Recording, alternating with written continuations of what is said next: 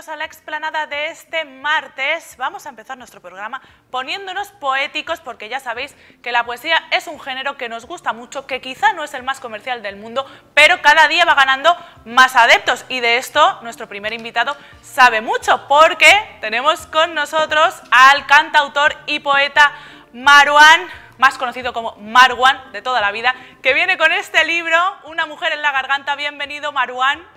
Bueno, muchas gracias en primer lugar por decir bien mi nombre, que por eso le he puesto tilde al libro y también le he puesto tilde a mi disco, a mi último disco. Desde hace unos meses intento que la gente lo diga bien para ver si conseguimos que acaben diciendo Marwan. O sea que muchas gracias por decirlo bien. Fíjate qué políglota soy yo, que sin haberte preguntado ni nada he sabido cómo se pronunciaba. Ya Entonces, veo, muy bien, lo has hecho muy bien. Sí, es que estoy muy desaprovechada aquí. Bueno, vamos a aprovechar el tiempo que tenemos por delante con Una mujer en la garganta, en claro homenaje al poeta Galeano, que es maravilloso este poema. Y es que este libro, este nuevo poemario, funciona también como un homenaje a todas esas referencias que tú has tenido en el mundo de la poesía, ¿no? Casi que cada parte se inicia con una selección de citas de poetas que a ti te han marcado.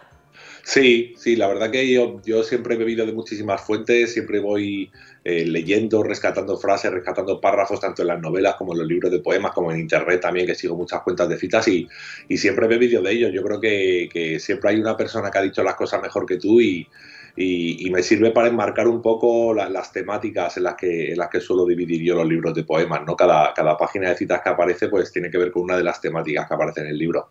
Sin embargo, pese a que tienes esas referencias, tú digamos que encajas más bien en el anti-encasillamiento, ¿no? No te podemos meter en ninguna categoría y de hecho varios poemas giran en torno a esta idea, ¿no? A que te sientes un poco en tierra de nadie. Sí, o sea, a mí me gustaría que dijeran o pensaran que soy una persona que busca emocionar. Y si se puede utilizar o acuñar el término emocionador, yo creo que me sienta bien. Porque lo cierto es que mis libros no son necesariamente de poesía, a veces son prosa poética, a veces escribo aforismos, a veces escribo poesía rimada, a veces poesía sin rimar, a veces simplemente son reflexiones de prosa pura. Y lo que me importa a mí es transmitir y emocionar. Me dan igual las etiquetas, me da igual si pertenezco a algún género, ¿no? Me da igual si pertenezco a alguna corriente o no. Lo que yo quiero es emocionar. Bueno, desde luego que imagino que varios o muchos de tus lectores conectaron contigo precisamente por esta sensación, ¿no? de emoción, de empatía con lo que te pasaba. Al final tú cuentas experiencias personales o de alguna manera te basas en experiencias personales, pero de alguna forma, como ya digo, esto se convierte en algo universal, porque al final todos atravesamos por esas emociones básicas, ¿no? El amor, la tristeza, el desamparo. Sí, todos, en primer lugar, todos pasamos por ese tipo de emociones. Yo creo que a lo largo del camino vital, pues todos pasamos por el mismo tipo de ruptura, por el mismo tipo de caída, por el mismo tipo de alegrías en muchas ocasiones.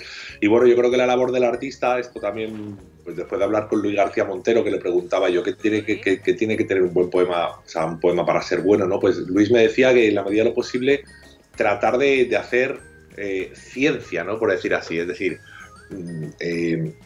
que cuando tú hables de un evento, de una relación, por ejemplo, el que esté enfrente sienta que estás hablando de su relación, que si tú estás hablando de tu pareja, sienta que estás hablando de tu pareja, que tú estás hablando de tu infancia, sienta que tú estás hablando de tu infancia, de tal manera que no sea un cuadro que mirar, sino que sea un espejo donde verse, y que ahí reside el verdadero arte, ¿no? En atrapar esos lugares comunes, esos puntos comunes que partiendo de tu individualidad se hacen... O sea, encuentran su reflejo en cualquier persona que los lea y bueno, y de lo personal se pasa a lo universal o a lo global. Sí, claro, de repente conviertes el poema casi en teoría, ¿no? Y es aplicable para todo, para un grupo de personas. Has hablado de que te gustaría ser un emocionador y yo creo que lo consigues, pero también hablas sobre el sentimentalismo, porque muchas veces tendemos a equiparar términos y no es lo mismo sentimentalismo que emoción. Decía, no sé si era Kundera, que no hay nada más insensible que un hombre sentimental y creo que está muy en la línea de lo que tú haces, ¿no? Esta defensa de, oye, no soy un sentimental, no caigo en este sentimentalismo, sino que de repente hago de los sentimientos pues mi material de construcción, por así decirlo. Ay, era una pregunta de tal calado filosófico que se ha paralizado la imagen. Ahora la hemos recuperado. Entiendo que te hayas quedado sin palabras. Dime, repíteme la pregunta. No, esto no me lo puedo creer que me toque repetir. Te he perdido toda la pregunta.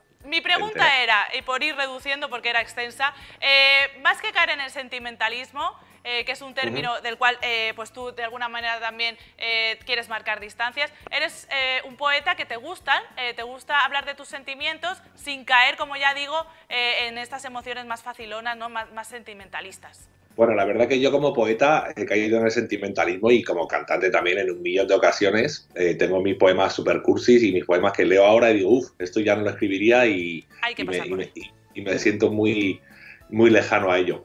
Pero lo cierto es que sí, que me apetecía hablar sobre eso, ¿no? Sobre el sentimentalismo excesivo, porque vivimos una época de excesivo sentimentalismo, sobre todo en lo ideológico, que creo que nos está llevando por un mal camino como sociedad. Y es una época, y te he leído por ahí en una entrevista hace tiempo, porque yo he investigado tu pasado, esto ha sonado inquietante, bueno, que decías algo así como que el sentimentalismo unido a la ideología era peligroso. Sí. Vivimos también en una época donde esto tiene mucho peso y a veces a los artistas se les exige significarse políticamente, ¿no? Sí, es curioso, ¿no? Porque a los artistas, por una parte, se nos exige significarnos políticamente, unos cuantos nos lo exigen y dicen mojaros, y otra vez te mojas y dices tú a tus poemas y a tus canciones. O sea, vete a Cuba. Como que no, cada uno quiere hacer o decir lo que quiera, ¿no? Yo voy a seguir haciendo lo que me apetezca, que mi vida es mía y yo elijo sobre mi vida y sobre lo que quiero opinar. Pero sí, siento que en la política hemos entrado a veces, no siempre, hay cosas súper útiles, pero a veces entramos en debates absolutamente pueriles y yo siento que en muchas ocasiones la política consiste en explosiones sentimentales constantes, más que en el razonamiento, en el diálogo, etcétera, etcétera. Y todo consiste en hacer una causa de todo, no solo en política, sino también en las redes. Y siento que a veces nos estamos comportando, como digo, de un modo bastante pueril. Yo creo que tenemos la piel demasiado fina para demasiadas cosas y estamos todo el rato estallando emocionalmente, todo el rato sintiéndonos aludidos, todo el rato sintiéndonos atacados. Sí. Quizá porque a lo mejor es el modo en que se está haciendo la política, pero lo cierto es que a mí me resulta un poco preocupante y sobre todo muy poco edificante. Sí, es esta ofensa constante, ¿no? Sí. Bueno, dime lo que sea que me opongo. Y entonces al final es un modo también de estar que es muy desgastante, ¿no? Yo no sé si a ti esta situación, ya no política, pero quizás de pandemia, te ha supuesto algún tipo de, bueno, pues de crisis a la hora de escribir poemas, una especie de, bueno, de parálisis creativa. No, a mí al contrario, el tener mucho tiempo para leer, para reposar, para descansar, para investigar y luego escribir, me viene súper bien. La verdad que en ese sentido he escrito un montón durante la pandemia. De hecho, gran parte de este libro, Una mujer en la garganta, lo he escrito durante la pandemia porque tuve muchísimo tiempo, la verdad. Bueno, oye, pues eso está muy bien. Al final, tú como escritor, como poeta, eres permeable a la realidad y no puedes sustraerte tampoco, ¿no? Al final también es material para tus poemas. Imagino que como hijo de palestino, la actualidad en este caso entre Palestina e Israel, pues también te estará afectando y hablamos de no significarnos, pero en este caso imagino que sí, ¿no? Que de alguna manera tienes que posicionarte. Sí, bueno, es que ni siquiera es un posicionamiento, es que básicamente soy hijo de un palestino y la verdad que tengo 42 años y desde que nací lo único que he visto es a los palestinos maltratados. Y no he visto mejorar las condiciones de vida de los palestinos en absolutamente ningún momento y evidentemente pues hay que denunciarlo porque lo cierto es que siempre hay sanciones para todos los países que incumplen normativas de la ONU, que incumplen los mandatos o las cartas de resolución de la ONU, y lo cierto es que Israel los incumple constantemente y aún así sigue teniendo un trato de favor desde el mundo occidental y me parece absolutamente infame y hay que denunciarlo porque Israel es una potencia militar ocupante y es importante que la gente lo sepa, que los palestinos viven en unas condiciones absolutamente terribles y muy maltratados sistemáticamente. Sí, sí, es curioso que en nombre de la democracia, por parte de las organizaciones internacionales, sí que se interviene en muchos países y luego hay otros que por lo que sea, pues mira, no les venía bien, tenían cita con el podólogo o lo que sea. Es muy curioso esta manera tanto ambigua, ¿no? de enfrentar los problemas. En cualquier caso, en el libro se habla también, obviamente, de cómo estamos como sociedad, pero no podemos obviar el tema universal que es el amor. No sé si a ti como poeta, el hecho o no lo sé, pero en cualquier caso, si te pilla en una época en la que estás enamorado y con una estabilidad emocional, sentimental, ¿te resulta fructífero o a ti te gusta más cuando estás apocado, estás triste, desesperanzado? Bueno, todo aquello que tenga una potencia emocional, tanto si cuando estás desesperanzado hay potencia emocional, cuando estás súper enamorado también hay potencia emocional. Todo aquello que te conmueve, ¿no?, por esa potencia emocional es susceptible de acabar transformado en una canción o en un poema. O sea que en ambas ocasiones puedo. Pero es verdad que la tristeza siempre es un poco más fotogénica, ¿no? Y también que cuando uno está feliz vive y cuando uno está triste pues escribe, ¿no? Cuando uno está triste también vive, evidentemente, pero necesita respuestas y los poemas en muchas ocasiones son preguntas y un intento de búsqueda de respuesta. Entonces sí se escribe un poquito más cuando se está triste, la verdad, por lo menos en mi caso ha sido así. Tú que combinas la faceta de poeta con la de cantautor, ¿qué te ofrecen uno y otro medio que los haga para ti distinguirse, ¿no? De repente a lo mejor te apetece expresar algo en forma de canción o otra cosa la vives más para proyectarla en forma de poema. ¿Cuál suele ser la diferencia? Bueno, la diferencia principal es si agarro una guitarra, tengo la intención, es un tema logístico, tengo la intención de escribir una canción y si estoy solo con un folio, con el ordenador delante, pues estoy con la intención de escribir un poema. Pero más allá de eso hay ciertas diferencias. En la canción utilizo un lenguaje quizá más llano, poético también, pero no tan retorcido. En los poemas a veces sí, no siempre, porque a veces escribo poemas súper diáfanos, me permito retorcer más el lenguaje, me permito jugar un poco más.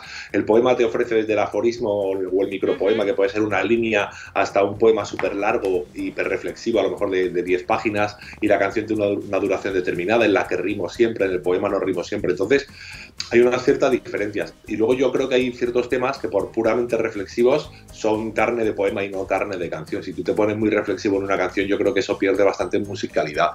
Entonces la canción es un formato que si te fijas, en el estribillo ya ha soltado todo. En el estribillo tiene que haber un puñetazo en el que hayas soltado todo de lo que va la canción.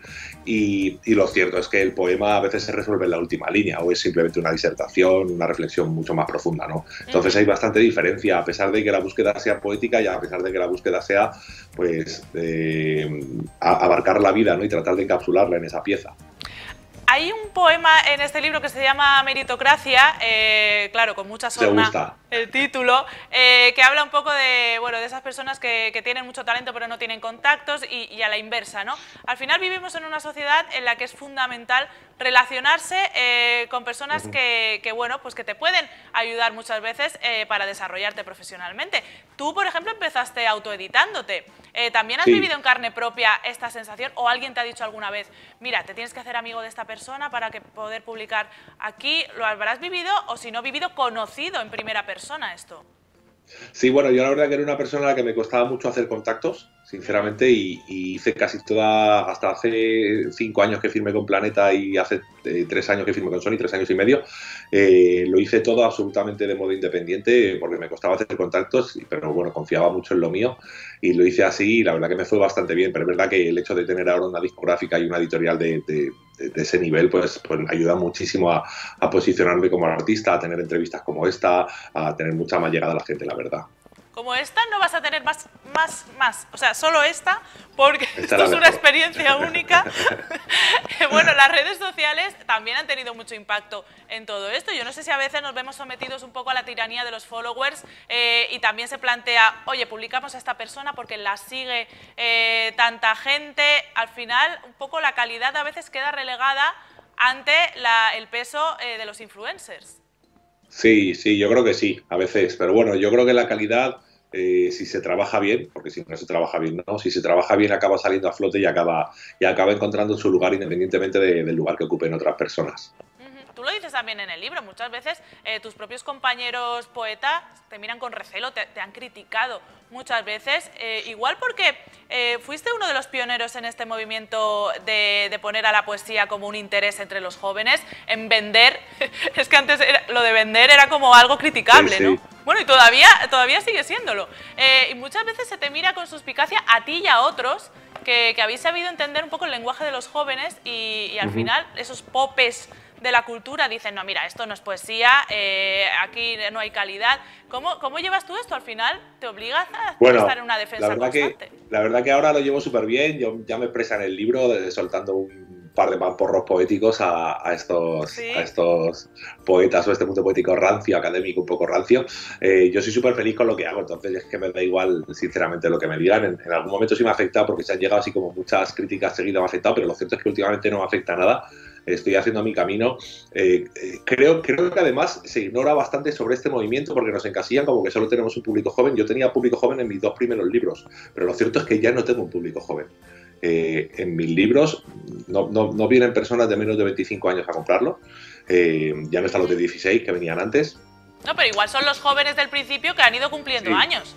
Previsiblemente. Pues puede ser, yo tengo la sensación de que ha cambiado mucho todo. Aparte es que este libro es muy diferente. O sea, este libro yo creo que es más adulto, sinceramente, que más para un público adulto que para un público joven. A un chaval de 16 años le explica lo que es la meritocracia, igual le da absolutamente igual, ¿sabes? Y además han desaparecido mucho los poemas de amor, sigue habiendo poemas de amor, pero ya es solo un 30% del libro, antes era un 80%, ¿sabes? Entonces a nivel temático creo que abordo otras cosas que tienen más que ver con otras edades. Es verdad, incluso podemos ver poemas de autoamor, o sea, no me refiero a algo onanista, sino más de autoestima, de amor propio, que se diría, porque también lo abordas. ¿Has sufrido este momento de decir, bueno, mira, voy a dejar de intentar buscar la aprobación o la felicidad en el otro y me voy a querer a mí mismo? Sí, o sea, yo creo que el encuentro con uno mismo es el más importante de todos. En realidad, constantemente, sobre todo cuando eres joven, pues estás buscando fuera recibir un amor, recibir un cariño, recibir una aprobación que en realidad sería suficiente si viniese de dentro. Independientemente de que necesitamos también el amor y el contacto con otras personas, porque nos gusta mucho y es una maravilla, a veces lo buscamos con avidez porque no encontramos ese calor dentro de uno o esa aprobación o ese abrazo que yo creo que es importante dársela, ¿verdad? ¿Cuál es, bueno, no ya el futuro, porque el futuro no lo conocemos, pero tú has dicho que este es un libro mucho más maduro? ¿Crees que has encontrado una nueva vía o una nueva manera más madura de expresarte y que el resto de tus poemarios van a ir en esta línea? Sí, yo sinceramente en este libro creo que estoy a la altura del músico, porque siempre he considerado que mis canciones a nivel de escritura, a nivel de profundidad, estaban por encima de mis poemas, quitando algunos poemas de los que sí me siento realmente satisfecho. Y siento que este libro está a la altura del músico que canta y hace ese tipo de canciones y por supuesto que voy a seguir en esta línea, sí. Hablando de canciones, también hay espacio para homenajes. En este caso también podemos leer un homenaje a Sabina, bueno, uno de los grandes cantautores. También el término cantautor ha ido mutando y yo no sé si se está recuperando cierta, vamos a decir, dignificación del término, ¿no? Porque a veces era como cantautor, se escuchaba una cosa rancia, una cosa ya como obsoleta o anacrónica, y ahora se está volviendo a revitalizar un poco el tema de los cantautores. Sí, lo cierto es que la canción de autor goza de muy buena salud. O sea, hay algunos artistas absolutamente punteros en nuestro país, como te puedo decir el caso de Rosalén o de Jorge Drexler, ganador de múltiples Grammys, sí. o gente que lleva toda la vida ya como Ismael Serrano, Pedro Guerra, otros que venimos después como Funambulista, Andrés Suárez, en mi caso, el Canca también. Hay muchos cantautores que están teniendo mucho éxito, cada uno con su color, cada uno con su forma de expresar las cosas y que ya hemos tocado en estadios. O sea, todos hemos tocado en el Wizzing Center, estamos tocando grandes aforos aquí y allá y lo cierto es que gozamos de mucho público por toda España y en mi caso también muchísimo por Latinoamérica y creo que hay mucho futuro para la canción de autor.